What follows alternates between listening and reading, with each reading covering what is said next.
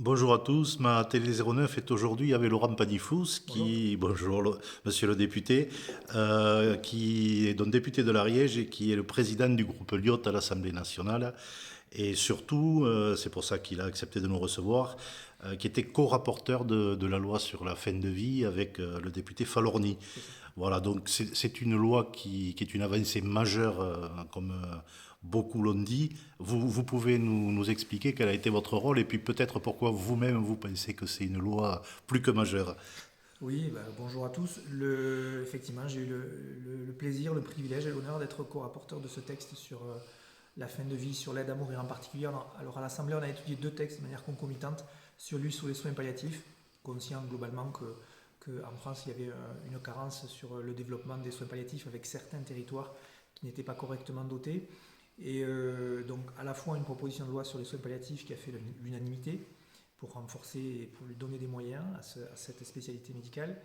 Et, euh, et ensuite sur l'aide à mourir qui est la autre chose, qui est l'ouverture d'un nouveau droit, ce que moi j'appelle l'ultime liberté, c'est-à-dire que nous soyons ou pas en capacité d'accompagner des personnes qui souhaitent mettre un terme à leurs souffrances, des souffrances qui sont insupportables, qui sont liées à une maladie grave, incurable, à une phase avancée terminale, mais des souffrances qui sont réfractaires au traitement.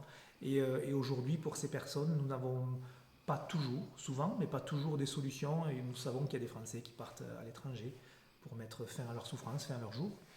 Et moi, depuis quelques années maintenant, depuis que je suis député en tout cas de manière très active, je milite et je travaille tout simplement pour faire en sorte que nous puissions avancer sur la création de ce nouveau droit, celui d'être accompagné, que la société accepte le principe d'accompagner une personne qui souhaiterait mettre un terme à ses souffrances. Oui, Donc, 3 ans pour moi de travail. Nous avions quasiment terminé l'année dernière, juste avant la dissolution. Malheureusement, le président de la République a fait le choix de dissoudre à quelques jours du vote. Donc, on a recommencé à zéro.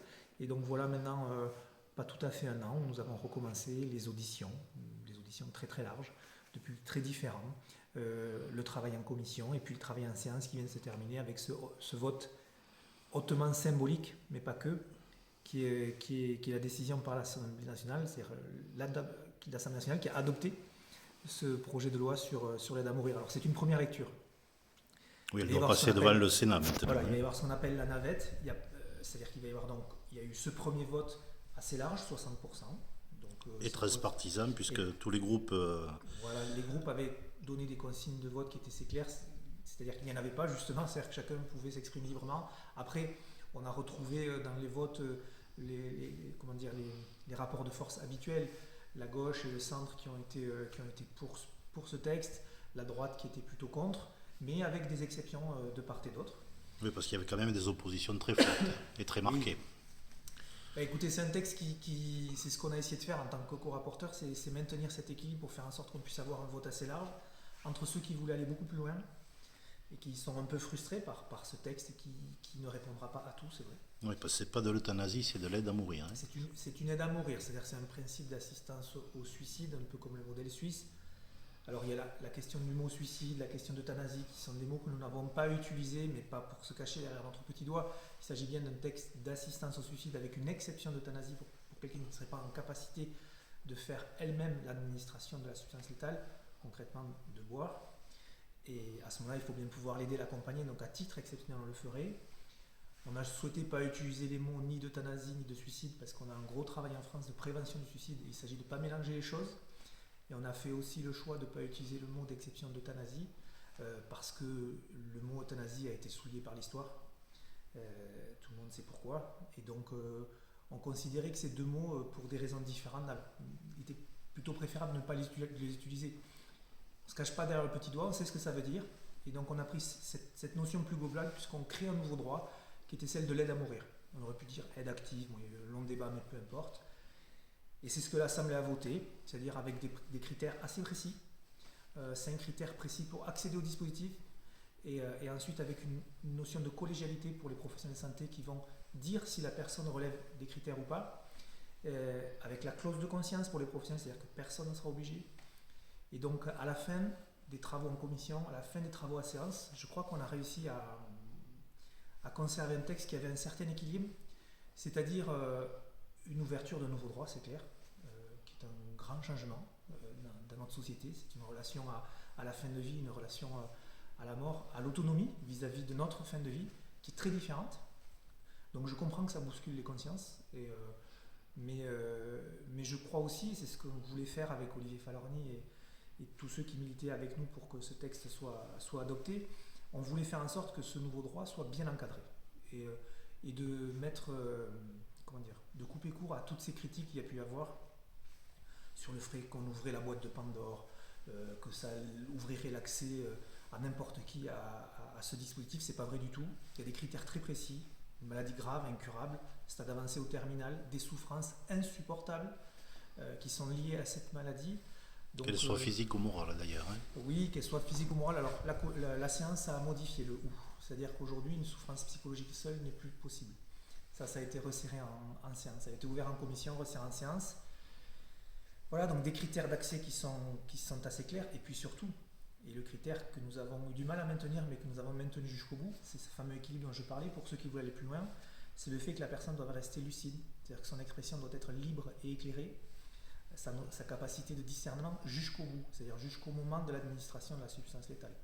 Et ça, c'était un élément clé du texte qui fait qu'on ne peut pas demander accès à ce dispositif de manière anticipée. Alors ceux qui voulaient aller beaucoup plus loin souhaitaient qu'on puisse s'inscrire dans les directives anticipées, souhaitaient faire en sorte qu'on puisse, si on était inconscient, quand même bénéficier de la mourir, mais alors ce serait devenu un texte d'euthanasie pur, simple, et donc on allait beaucoup plus loin. Et moi, ce que je crois, avec les autres co-rapporteurs, ce que nous croyons, c'est que si nous avions voulu aller jusque-là, alors le texte ne serait pas passé, et nous avons donc défendu, milité pour cet équilibre. C'est-à-dire que la personne peut accéder à ce dispositif, à cette condition, les critères, dont le cinquième, c'est que jusqu'au dernier moment, il faut qu'elle renouvelle sa demande. Jusqu'au dernier moment, il faut qu'elle ait une expression libre, éclairée, lucide, en disant « oui, je veux que vous mettiez un terme à mes souffrances, et donc je m'administre la substance létale, ou si je ne peux pas le faire moi-même, je vous demande de le faire. » Et ces personnes à qui elle demande de le faire, c'est quelqu'un qui est volontaire. C'est-à-dire que chaque médecin ou infirmier qui sera amené à accompagner une personne dans l'aide à mourir, c'est quelqu'un qui pourra opposer sa clause de conscience. Oui, si ça peut heurter ses convictions. Personne ne sera obligé à quoi que ce soit, et ça c'est très important. C'est une loi d'autonomie, c'est un dispositif qui sera permis si à la fin de la navette il y a un vote final qui est possible. C'est une possibilité, on n'impose rien à personne. Mais ça ne devient pas une contrainte pour le personnel soignant. Et ça ne sera jamais une contrainte pour personne non plus. Donc c'est l'équilibre de ce texte. Moi, c'est ce pourquoi je travaille depuis le début, depuis 3 ans.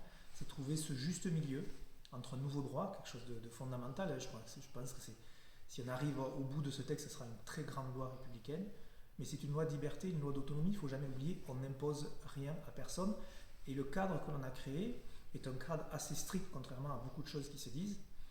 Et moi, notamment, j'ai participé à la structuration de la collégialité des professionnels de santé avec 3 professionnels minimum, il peut y en avoir plus. Et c'est quelque chose qui était très attendu par les gens qui avaient des doutes sur ce texte et sur le fait qu'il soit assez encadré. Donc, entre la commission et la séance, on a réécrit une collégialité qui est plus structurée, notamment avec le bloc central, ceux qui doutaient dans le bloc central de cet hémicycle, pour faire en sorte que ces professionnels qui vont dire à la personne si oui elle est éligible ou pas, ce soit vraiment une réunion collégiale qui soit clairement identifiée, clairement organisée, avec des professionnels, un spécialiste de la pathologie notamment, un paramédical aussi, et voilà, avec des compétences différentes, dont le médecin qui a recueilli la demande. Et tout ceci fait que je crois qu'on a un texte équilibré qui part au Sénat avec un vote solide de l'Assemblée. Justement, la navette entre le Sénat et le retour à l'Assemblée nationale, ça devrait amener la loi à être promulguée à peu près à quelle époque? Écoutez, c'est la grande question. J'ai échangé mercredi soir avec Yael Braun-Pivet à ce sujet. Et aujourd'hui, le rétro-planning, on va dire ça comme ça, c'est le texte devrait être accueilli au Sénat à l'automne. Nous, ce qu'on souhaite, la présidente de l'Assemblée nationale le souhaite également, c'est que ce texte soit étudié le plus vite possible en début d'année 2026 à l'Assemblée, c'est-à-dire la 2e lecture. Ensuite, il y aura une 2e lecture au Sénat. En tout, il y a 4 lectures, 2 fois Assemblée, 2 fois Sénat. Et enfin, un retour après une commission mixte paritaire et un vote définitif à l'Assemblée. Le vote définitif ayant lieu à l'Assemblée. Moi, ce que je souhaite, c'est que ça soit voté avant la fin de l'année 2026 de manière définitive. Et Pour une on mise peut en espérer un place en petit peu avant. 2027. Ouais. On peut espérer l'été 2026. Mais voilà, il faut que ce texte soit promulgué avant la fin du quinquennat. J'aurais du mal à comprendre pourquoi ça ne serait pas le cas, sauf à ce que ce soit de l'obstruction. Mais le président de la République, pour le coup, nous a un petit peu aidés, puisqu'il a fait comprendre aux uns et aux autres qu'en cas d'obstruction, il pourrait faire appel au référendum, ce qui ne me choquerait pas du tout. Oui. Bien. Je vous remercie, monsieur le député. Merci à vous.